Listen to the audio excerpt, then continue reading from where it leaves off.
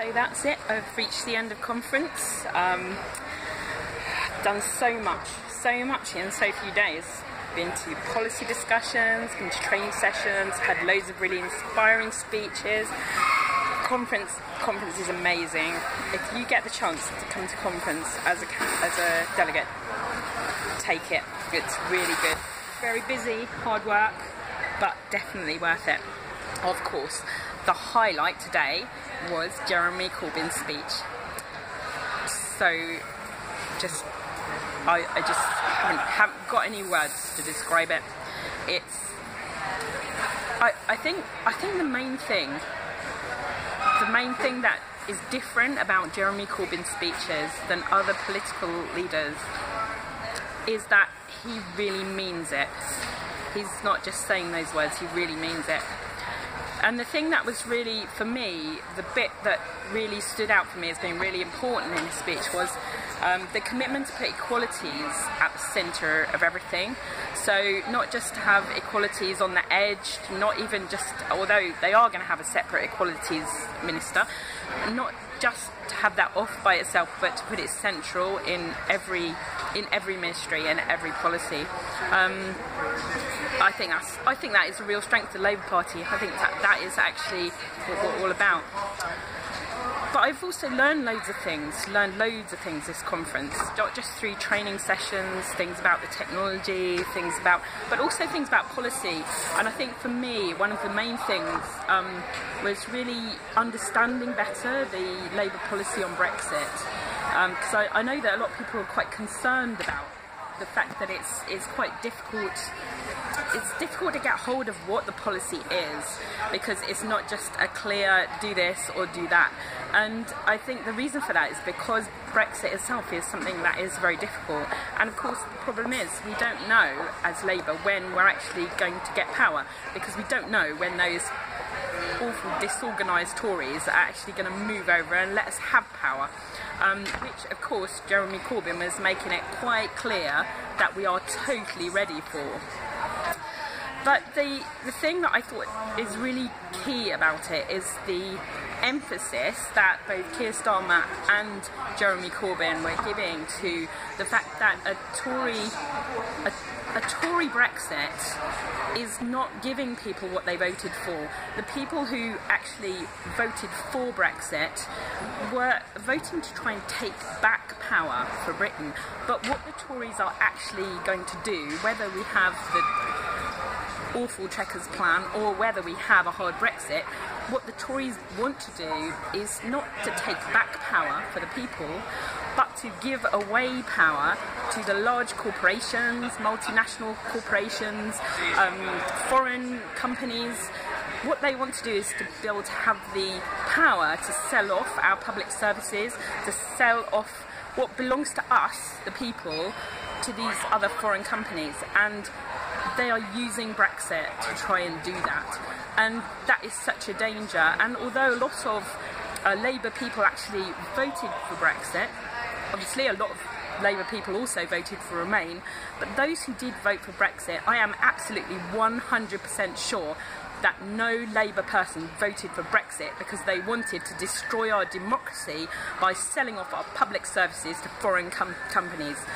So I really want to give a warning to anyone out there who is Labour, who is left-wing and who wants to see Brexit. Don't trust those Tories. They are not going to give you the Brexit that you want. And I have to say, I was already someone who wanted to remain before, but now I'm thinking to myself, okay, I'm comfortable with the idea of a Brexit that protects workers' rights and that is on a Labour basis, but I am not comfortable with selling off everything, with destroying our democracy with the Tory Brexit.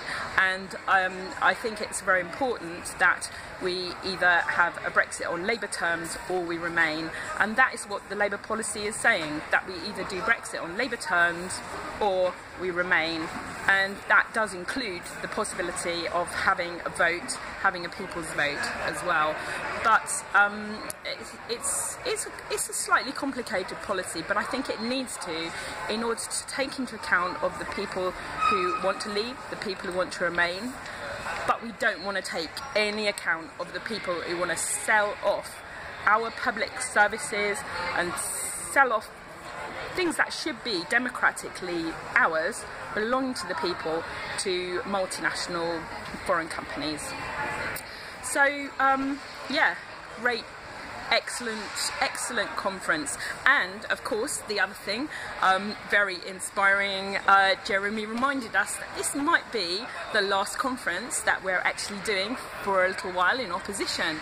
So hopefully by next year we will actually be the Labour government. And for us more locally, maybe we need to also think about the fact that next year at conference we may be not just sending delegates but also having people going to conference ex officio as local councillors. So that's it. We've got something to go out there and work for, Labour government and Labour councillors. So I'm coming back from conference really inspired.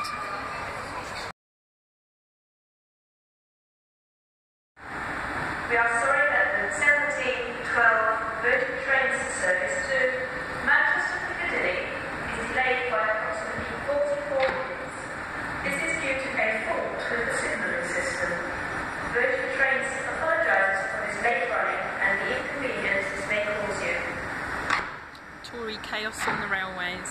So the most important thing I got from Labour Party conference was actually a better understanding of the Labour Brexit policy and also the implications of a Tory Brexit.